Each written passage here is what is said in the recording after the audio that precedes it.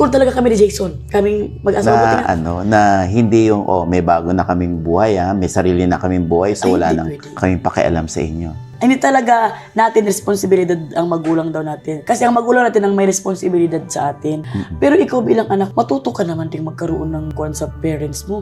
Yung magbalik man ng kanilang binuhay sa iyo at talagang dinala ka ng siyam na buwan sa tiyan. At saka, automatic naman kasi yun, pag mahal mo ang magulang mo, pinalaki ka ng maayos, talagang minahal ka ng sobra, ibabalik at ibabalik kahit hindi ka utusan. At yan lang yung sa commandments na may promise. 10 Commandments. Oo.